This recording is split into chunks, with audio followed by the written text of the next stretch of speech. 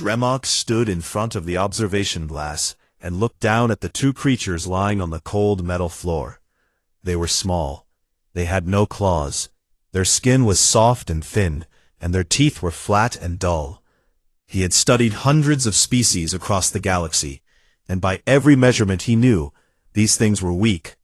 He tapped the glass with one of his four-clawed fingers and turned to the data screen beside him. Homo sapiens, he read out loud.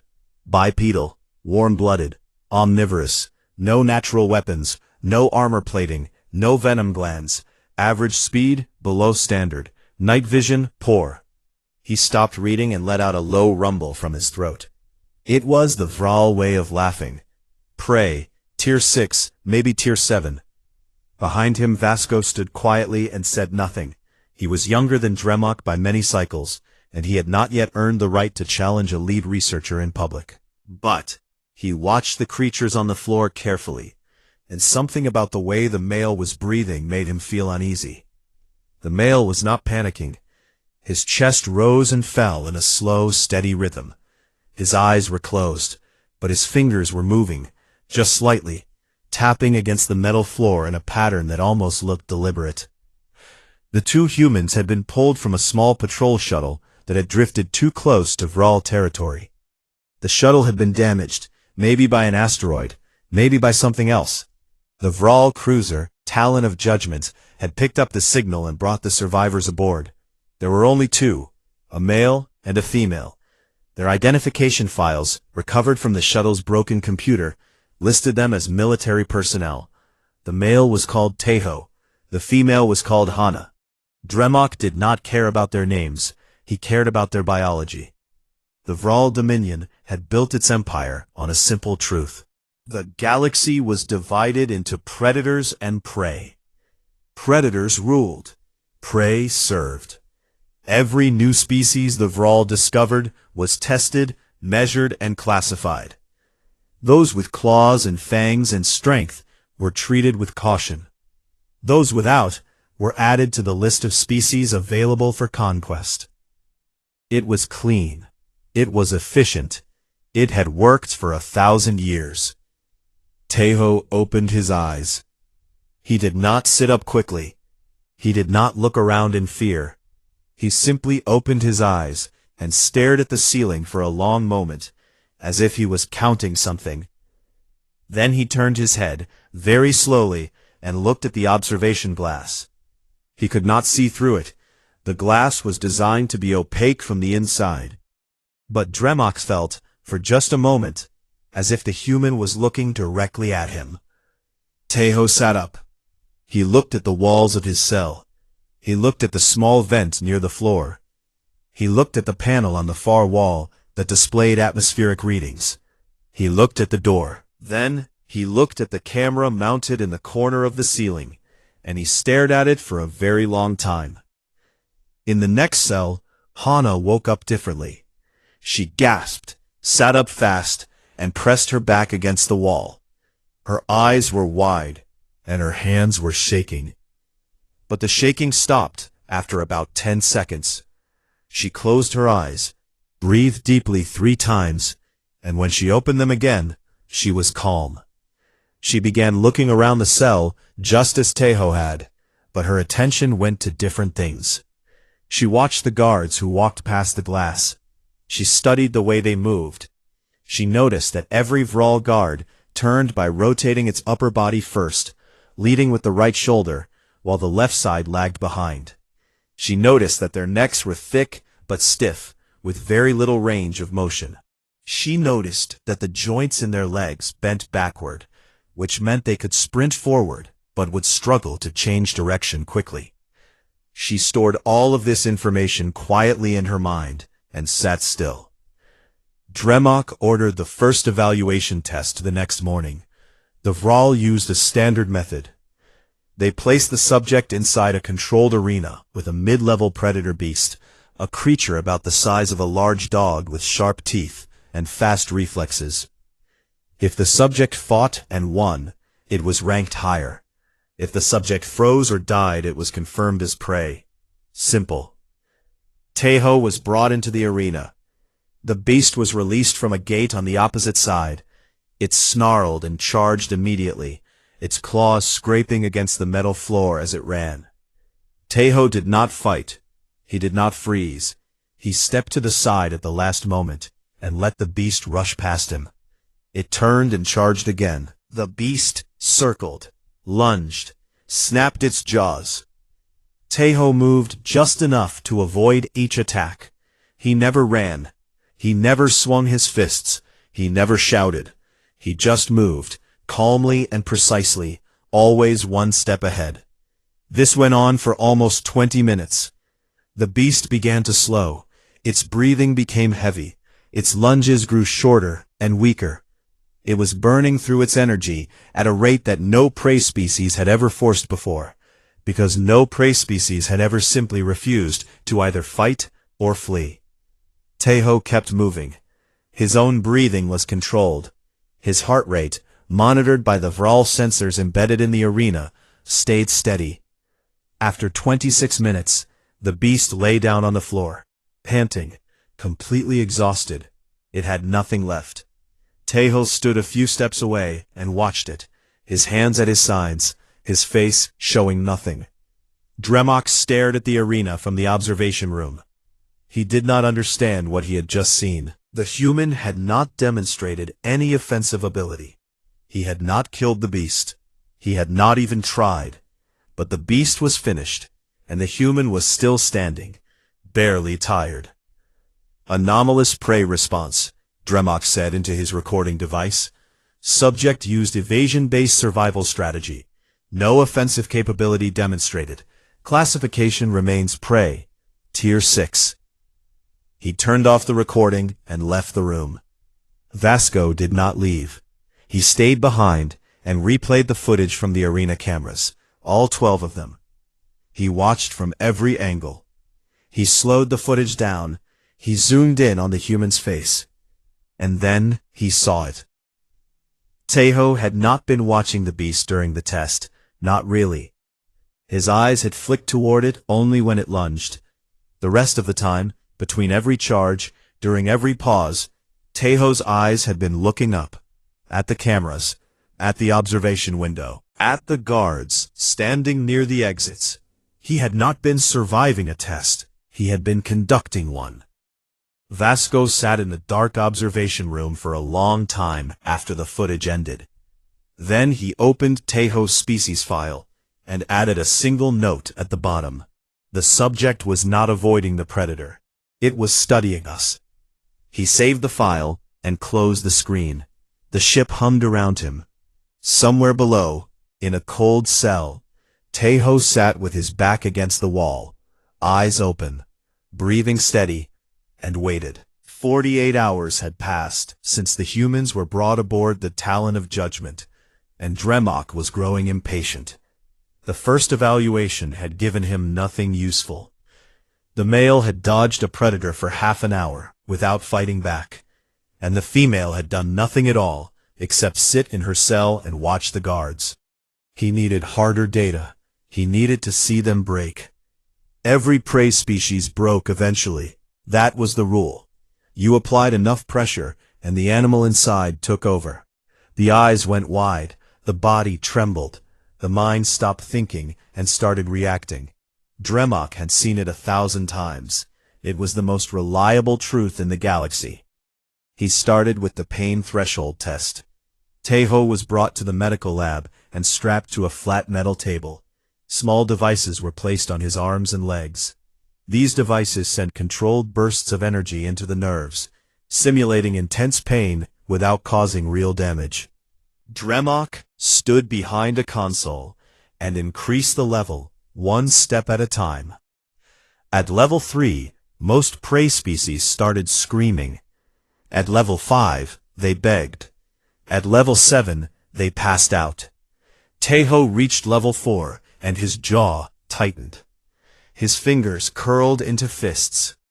His heart rate climbed, and sweat appeared on his forehead. But his breathing stayed slow. He was controlling it, deliberately. In through the nose, out through the mouth, in a rhythm that Dremok recognized as intentional. Level 5. Teiho's body shook, but he made no sound. Level 6. A low groan escaped his throat. His eyes were squeezed shut. But his breathing pattern did not change. Dremok stared at the biomonitor. The human stress hormones were flooding his system, exactly as expected. But his brain activity showed something strange. The parts of his brain responsible for panic and fear were active, yes, but they were being suppressed by another region, one associated with focus and decision-making. The human was feeling the fear, but he was choosing not to obey it. Dremok stopped the test at level 7. Teiho had not screamed, he had not begged, he had not passed out. He lay on the table, breathing hard, his body covered in sweat, and he opened his eyes and looked at the ceiling. Then he turned his head toward Dremok and just looked at him. His expression was empty. Not angry, not afraid, just watching. Dremok turned away and told the guards to take the human back to his cell. The female was next, but Dremok chose a different test. Hana was placed inside a room designed to measure cognitive function under threat. The room was a puzzle. The walls displayed symbols that had to be arranged in the correct order to open the exit door. While the subject worked, the room itself became hostile. Predator sounds played from hidden speakers. The lights flickered and turned red. The walls began to close inward, very slowly, creating the feeling of being crushed. Most prey species fell apart within the first 2 minutes. Their problem-solving ability collapsed as fear took over. Even mid-tier predator species showed a measurable drop in cognitive performance under these conditions. Hana solved the puzzle in 4 minutes and 11 seconds. Dremok checked the result twice, then he checked it a third time. The average time for prey species was 14 minutes, and most of them failed entirely. The average time for predator species was 6 minutes. Hana had beaten the predator average by nearly 2 full minutes. She had done it, while the walls were closing in, while the sounds of something large and hungry growled from every direction, while the lights turned the room the color of blood. When the door opened, Hana walked out calmly, rubbing her wrists where the monitoring bands had been attached. She glanced at the nearest Vral guard, then looked away, as if he was not important enough to keep watching. Dremok logged the results and added a note. Female subject shows elevated cognitive ability, likely a statistical outlier. Species classification, unchanged. Vasco read the note that evening and felt something heavy settle in his chest. He had spent the last 2 days doing his own research, and what he had found was keeping him awake at night. He had gone through every file recovered from the human shuttle, personal logs, mission reports, training manuals, and then he had found the historical database, a massive archive of human civilization that had been stored on the shuttle's backup drive as part of standard military protocol. He had started reading, and he had not stopped. The first thing he found was war. Not the small territorial fights that most species engaged in, not the brief, violent clashes between rival predator groups over hunting grounds. This was something else entirely. Humans had fought wars that lasted years. They had built weapons that could flatten entire cities in a single flash of light. They had invented poisons that could kill thousands from the air. They had dug trenches in the ground and sat in mud and filth for months, shooting at each other across open fields, dying by the millions, and then sending millions more. And they had done all of this to each other. Vasco had to stop reading several times. The scale of it was incomprehensible. The Vral fought when necessary. They were predators, but they fought efficiently. They struck, they won, they moved on. Humans fought with a kind of relentless, grinding endurance that no Vral general would have believed possible. They lost entire generations and kept going. Then he found something that disturbed him even more than the wars. He found the records of endurance hunting. Long before humans built their weapons and machines, they had hunted by running, not by sprinting, not by ambushing, but by following their prey at a steady pace for hours, sometimes an entire day, under a burning sun, until the animal's body overheated, and its legs gave out, and it simply collapsed. The human would walk up to the fallen animal, barely tired, and finish it. Vasco understood now what had happened in the arena. The male had not been avoiding the beast. He had been endurance hunting it, in reverse. He brought everything to Dremok. He laid it out carefully.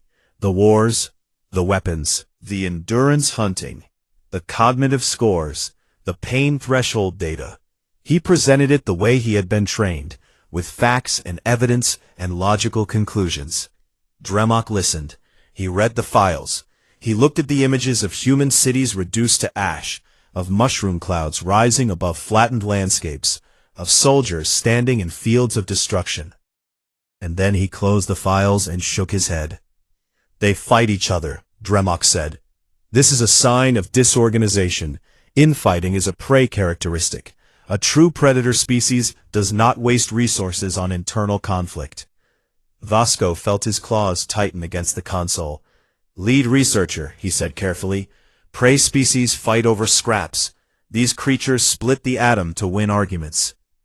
Dremok looked at him with cold eyes. You are young, Vasco. You see danger where there is only noise. These are soft, slow, clawless animals, with a talent for self-destruction. They are prey. The classification stands. He left the room. Vasco stood alone in the data lab and looked at the screen. The image on it showed a human city, rebuilt after a war, shining and tall and full of light.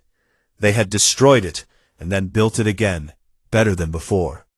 He closed the screen and walked to the observation deck. He pulled up the cell cameras, and found the male, Tejo, sitting in the corner of his cell. It was the sleep cycle. The lights were dimmed. Every other captive species they had ever held would be curled up, trembling, trying to sleep, failing. Tejo was sitting upright in the dark. His eyes were open. His face was calm. The biomonitor showed his heart rate at 58 beats per minute, resting, controlled, comfortable. The average Vral heart rate under confined, stressful conditions was over 90. The human prisoner was more relaxed than the Vral who had captured him. Vasco turned off the screen and sat in the dark for a long time. He was a scientist. He was trained to trust data over instinct. But right now, his instincts were screaming at him, louder than any data set he had ever read, and they were all saying the same thing. They had made a terrible mistake. 3 days. That was how long Tejo had waited. Not because he could not have moved sooner. He could have.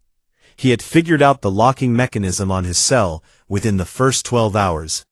He had memorized the guard rotation by the end of the first day. He had identified the weak point in the maintenance panel by the second morning. But he waited, because waiting was the most important part. The Vral thought patience was a sign of weakness. They thought a creature that did not fight back immediately was a creature that could not fight at all. Tejo had counted on this. Every hour he sat still in his cell. Every test he endured without resistance. Every moment he let them believe he was nothing more than a helpless animal in a cage. He was building their confidence and destroying their caution. By the third day, the guards barely looked at him when they walked past. He was nothing. That was exactly what he needed to be.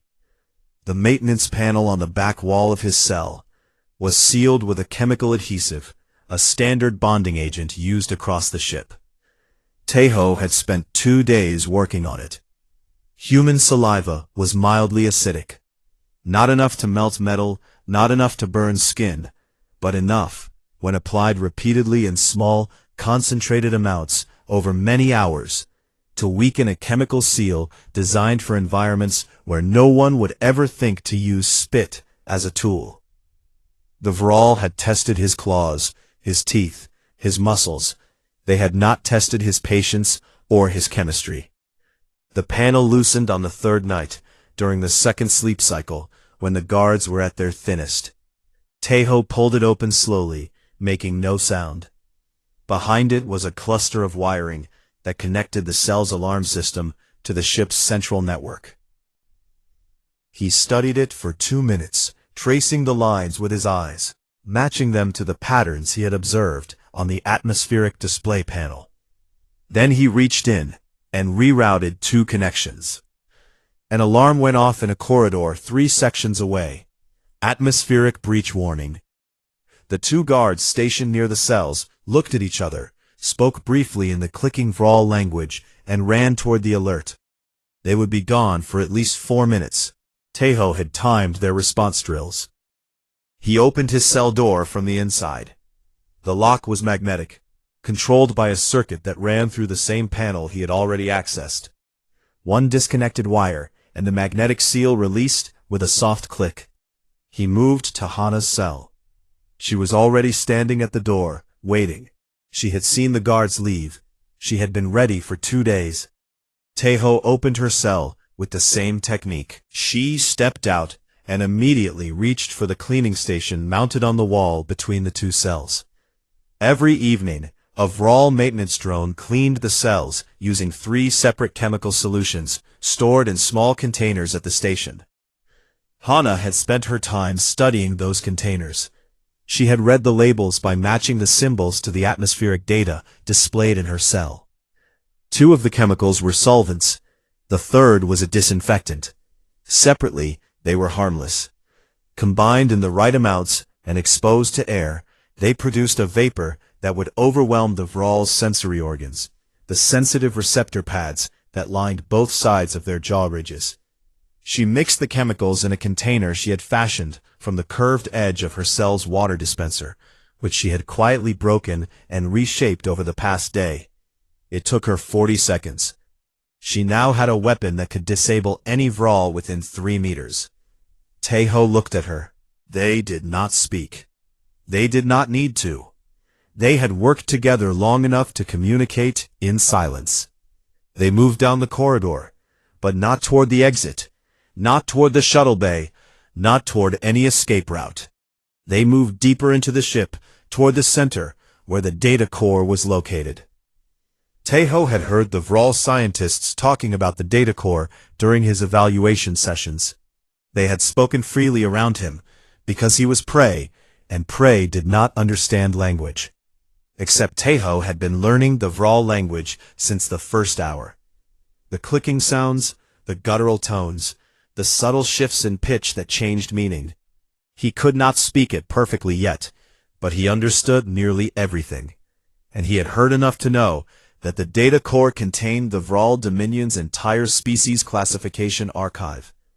Every species they had ever studied, every weakness they had ever found, every invasion they had ever planned.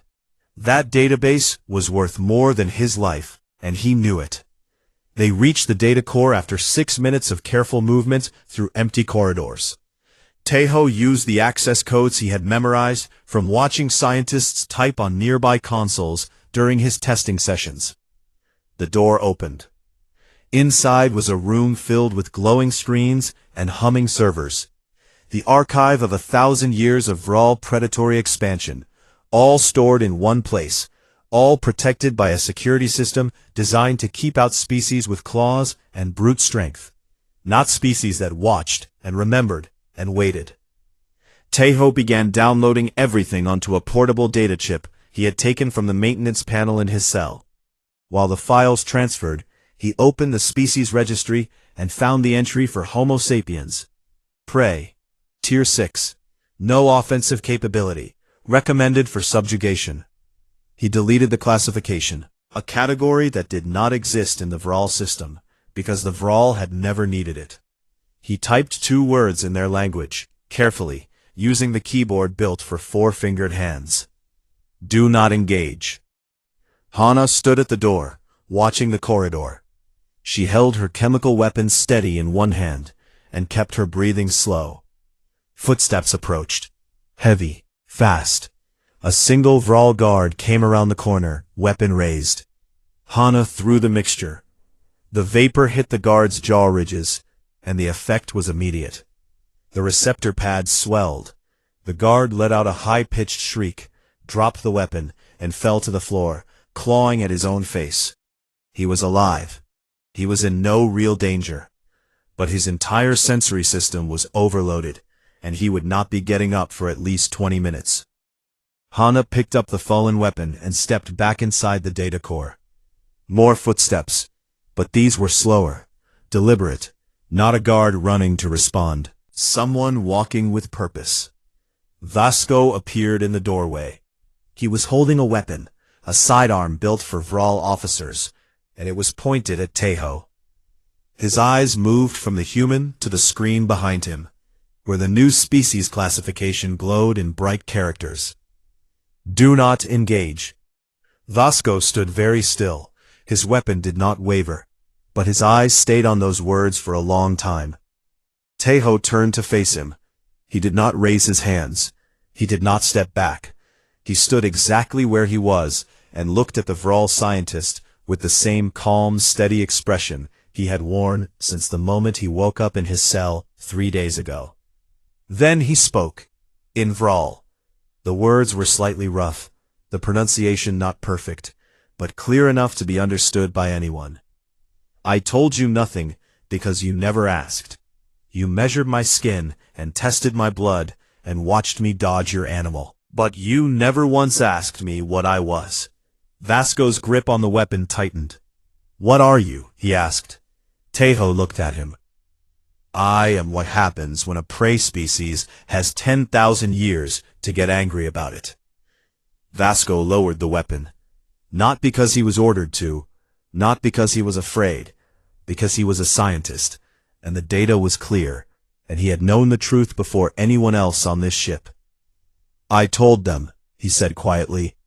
Tejo nodded. You should have told them louder. At that moment, the ship's communication system crackled, a broadcast on all frequencies, cutting through every speaker on the Talon of Judgment. A human voice, calm and professional, speaking in accented but perfect galactic common. This is Commander Sunwoo of the United Earth Navy corvette Baiko. You are holding 2 members of our military. We are requesting their return. You have one opportunity to make this easy. Hana looked at Tejo. Tejo looked at Vasco. Vasco looked at the screen, at the new classification still glowing on the display. And then he set his weapon on the console and stepped aside. On the bridge, 3 decks above, Dremok stared at the sensor readout. The human ship was small, a fraction of the size of the Talon of Judgment. It should have been laughable. It should have been nothing. But his hands, all 4 of them, were trembling. Dremok gave the order before anyone on the bridge could argue. Battle stations, full power to weapons, shields to maximum.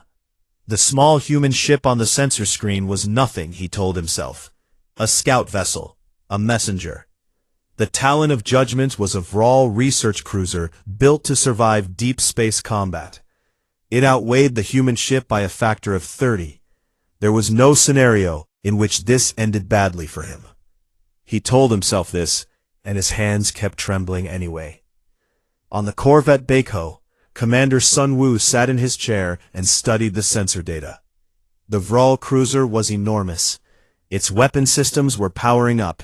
Its shields were coming online. Beside him, Nari sat at the communication station with a headset on, her eyes moving rapidly as she translated the Vral's internal transmissions in real time. They are arguing, Nari said without looking up. The young scientist, Vasco, he has challenged the lead researcher's classification of humans. He has filed a formal objection. Half the bridge crew agrees with him. The other half is following Dremok out of habit. Sunwoo leaned back. And our people? Alive. They reached the data core. They have the entire species archive. Nari paused, listening. The scientist Vasco is with them. He has put down his weapon. Sunwoo allowed himself a small smile. Tejo had always been the type to turn a prison break into an intelligence operation. He would have been disappointed if the man had simply run for the door. How much time do we have before they send a team after them? Sunwoo asked. Dremok has already ordered a security squad, 6 Vral soldiers. They are moving toward the data core now. Sunwoo nodded. He could not board the cruiser. The Baiko carried only 40 crew members, and a direct assault on a ship that size would be suicide. He needed to buy time, create confusion, and give the Vral a reason to reconsider. He turned to Nari. Send them a gift. Nari had prepared this in advance. She transmitted a data packet on the same frequency as Sunwoo's earlier hail. The packet was not encrypted. It was not hidden. It was meant to be opened by every Vral on the ship. Inside was a carefully selected collection of unclassified human military records, training footage, fleet exercises, combat operations from the last 50 years.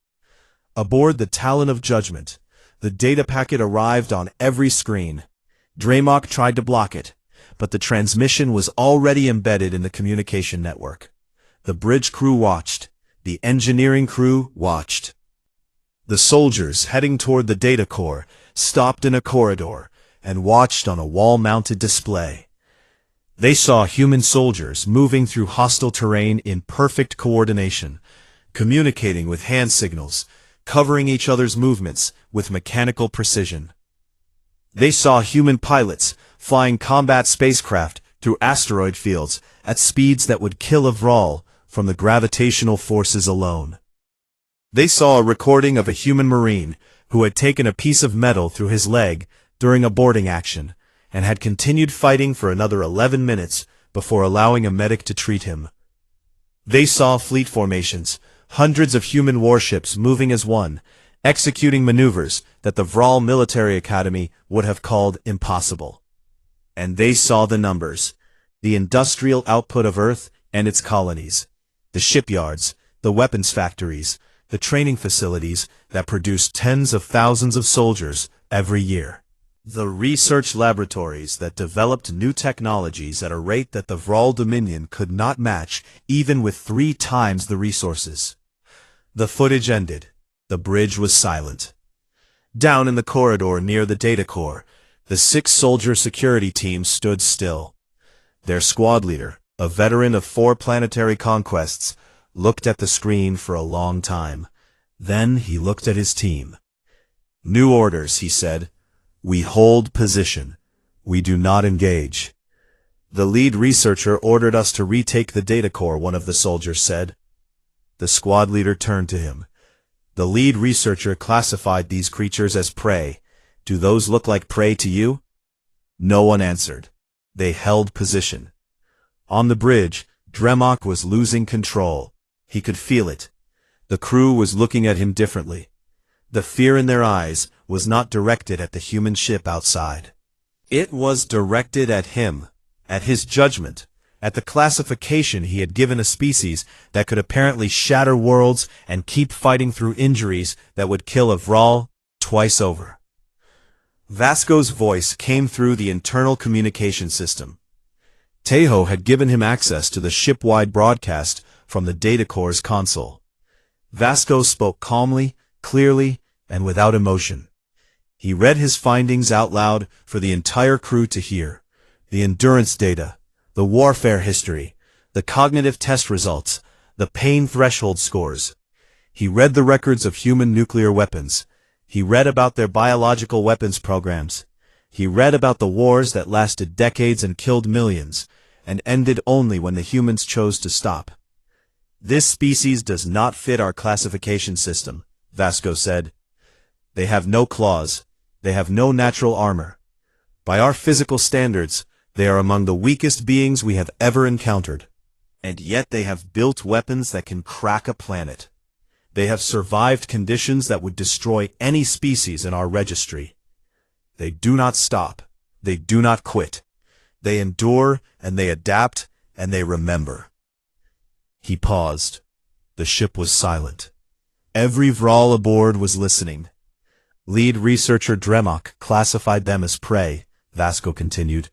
"I am telling you now, with every piece of evidence available to me, that this classification is not just wrong, it is dangerous. If we treat this species as prey, they will teach us what it means to be hunted. Dremok slammed his fist against the command console. This is mutiny, he snarled. I am the lead researcher. My classification stands. We will deal with the humans, and we will deal with the traitor in the data core, and this ship will remember its purpose. A junior officer on the bridge, a young female who had been quietly monitoring the weapon systems, spoke without turning around. Lead researcher. Prey does not hold territory. The words hung in the air. Dremok looked at her. She did not look back. She did not need to. Everyone on the bridge understood what she meant. The humans had not run. They had escaped their cells, moved deeper into the ship, seized the most valuable room aboard, fortified it, and held it. They were not behaving like trapped animals. They were behaving like an occupying force. Dremok opened his mouth to respond, but before he could speak, the ship shuddered. A single impact, small, precise.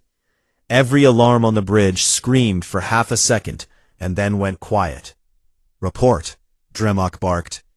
The sensor officer looked at his screen with wide eyes.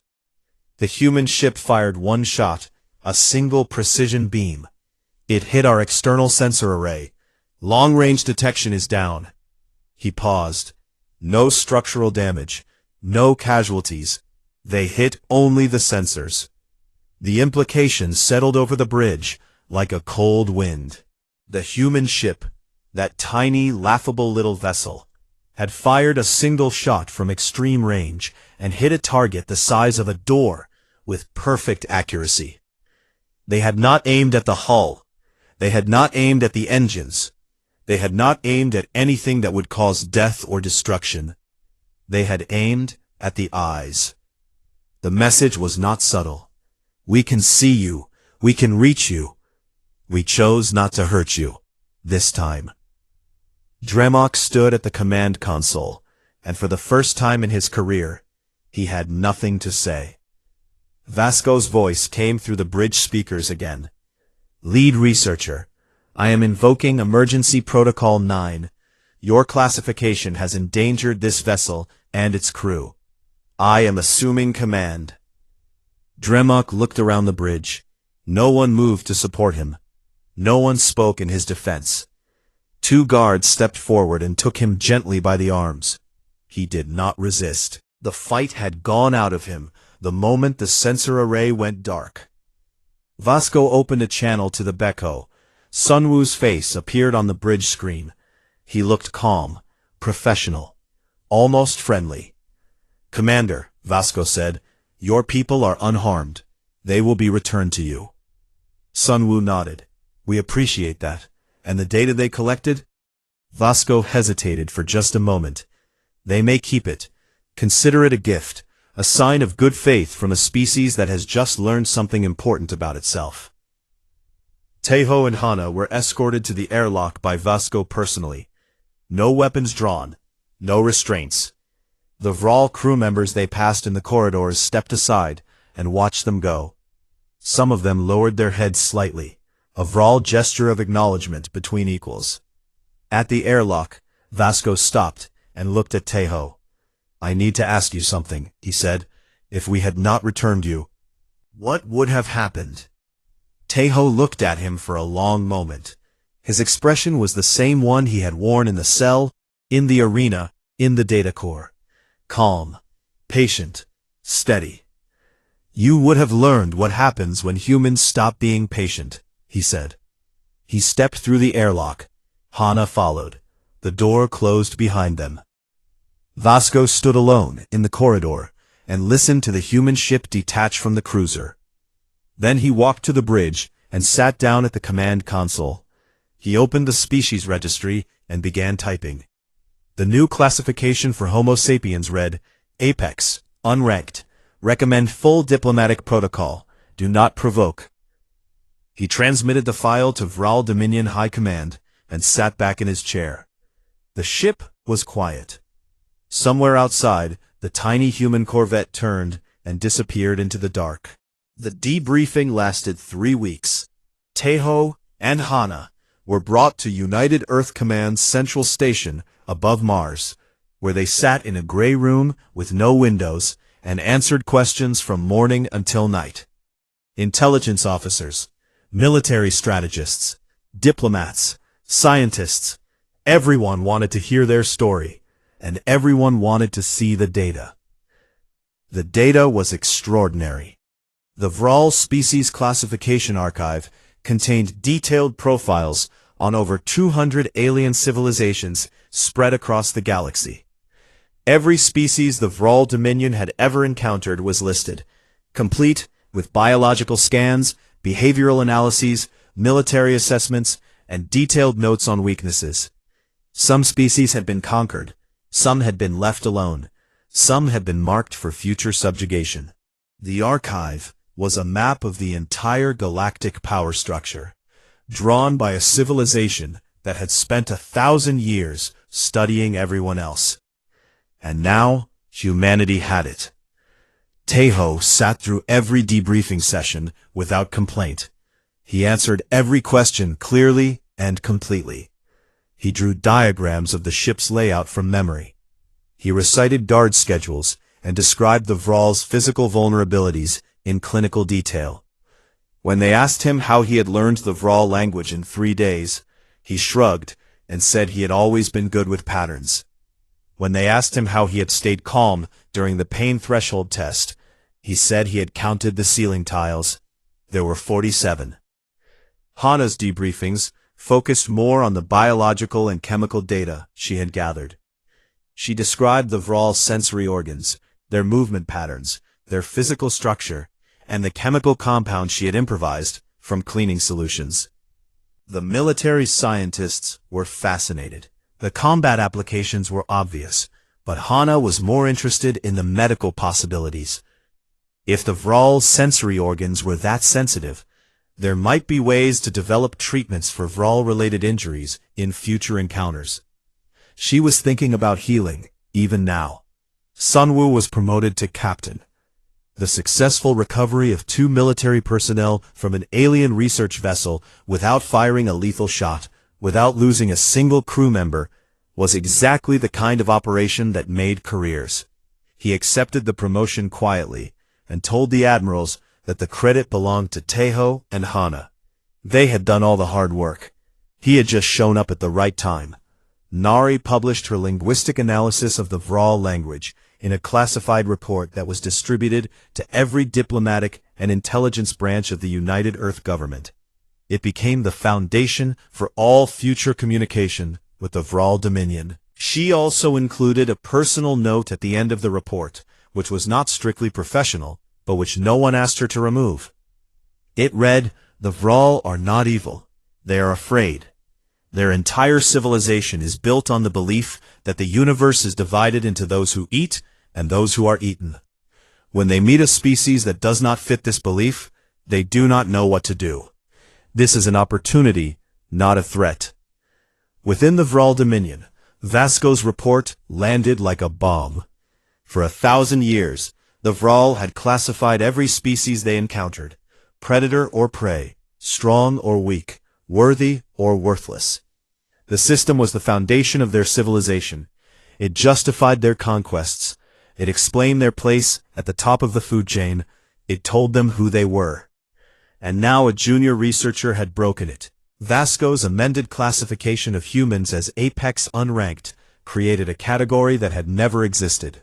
The Vral system did not have room for a species that was physically weak but cognitively extreme, that had no natural weapons but had built weapons capable of destroying worlds, that showed every biological sign of being prey but behaved like the most dangerous predator in the galaxy. The old classification system could not hold this contradiction, and the contradiction could not be ignored.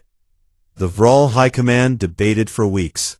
The old guard, the senior researchers and military commanders who had built their careers on the existing system, wanted to reject the classification. They argued that one incident on one ship did not justify rewriting 1,000 years of scientific tradition. They called Vasco young and reckless. They called the humans lucky. But the younger generation listened. They read the data. They studied the human military records that Nari had broadcast to the Talon of Judgment, which had since been copied and shared across the Dominion's internal network, despite every effort to suppress it. They saw what Vasco had seen. They understood what Dremok had refused to understand. Dremok himself was stripped of his rank and placed under academic review. His career, built on decades of species evaluations, was over. He was given a small office in a minor research facility on a world far from the Dominion's center of power. He spent his days there, alone, replaying the footage from the containment cell. He watched Tejo sit in the dark, with his eyes open, and his heart rate at 58 beats per minute. He watched it over and over, trying to find the moment when he had lost control of the experiment. He never found it, because the truth was that he had never had control. Not from the first second. 3 months after the incident, the Vral High Command made a decision that had no precedent in their history. They dispatched a diplomatic envoy to Earth. The envoy was a small ship, unarmed, carrying 3 Vral diplomats and a message from the High Command. The message was written in both Vral and Galactic Common. It expressed a desire to open formal relations with the United Earth government. It proposed an exchange of knowledge, a mutual agreement of borders, and a framework for future cooperation. And it included, buried in the formal language, something that no Vral document had ever contained before. An apology. Not a large one, not a dramatic one, but an acknowledgement that the actions taken aboard the Talon of Judgment were wrong, and that the Vral Dominion wished to begin again. The United Earth Council debated how to respond. Some members wanted to use the stolen archive as leverage, to press the advantage and force the Vral into a subordinate position. Others argued for genuine partnership, for using this moment to build something new. Tejo was asked for his opinion. He thought about it for a long time before answering. "They put us in a cage because they thought we were weak," he said. "If we use this moment to put them in one, we prove them right about the universe. We prove that everything is just predators and prey. I do not want to prove them right." The council voted for cautious diplomacy, open hands, visible warships. Trust, but not blindness. The Vral envoy arrived at Earth's orbital station on a Tuesday morning. Vasco was among the diplomats. He stepped off the ship and looked out the observation window at the blue planet below. He had read about it in the human files, the oceans, the mountains, the cities built and destroyed and built again. He stood there for a long time, saying nothing. Sunwoo met him at the station. They shook hands, a gesture Vasco had studied and practiced. He was not good at it. His four-fingered grip was awkward, and he squeezed too hard. Sunwoo did not complain. "Welcome to our territory," Sunwoo said. "Thank you," Vasco replied. "I hope we are better guests than we were hosts." 6 months later, the Vral Dominion did something it had never done in its entire existence. It updated the Universal Species Registry, the public database that was shared with every known civilization in the galaxy, and it changed the entry for Homo sapiens. The update was transmitted on all standard frequencies. Hundreds of species across dozens of star systems received it. Most of them had never heard of humans. They opened the file and read it. Species, Homo sapiens. Common name, human. Origin, Sol system, third planet. Physical threat rating, low. Cognitive threat rating, extreme. Adaptive threat rating, unprecedented. Endurance rating, beyond measurable parameters. Social coordination rating, Apex tier. Overall classification, Apex. Do not engage without full diplomatic protocol. At the bottom of the file, there was a note from the evaluating researcher. It was not standard. It was not required. But Vasco had added it anyway, and the High Command had allowed it to remain. The note read, "This species was brought aboard our vessel as test subjects. They were placed in cells. They were measured. They were evaluated. Within 72 hours, they had learned our language, mapped our ship, disabled our guards, stolen our most classified database, and reclassified themselves in our own system. They were not our test subjects, we were theirs. Approach with respect, approach with caution, approach with honesty. They will know if you do not. Across the galaxy, species that had never seen a human read this file. Some were fascinated. Some were skeptical. But all of them, every single one, made the same quiet decision without discussing it. When the humans come, do not make the mistake the Vral made. Do not put them in a cage. Do not assume they are weak. And above all, do not let them get bored. Because a bored human is a human who starts looking for something to do. And you will not enjoy what they come up with. On Earth, in a small apartment in Busan, on a rainy evening, 6 months after the incident, Taeho sat by his window with a cup of tea in his hands. The rain ran down the glass in thin lines, and the city lights reflected off the wet streets below. His phone sat on the table beside him, buzzing with another message from UEN Command.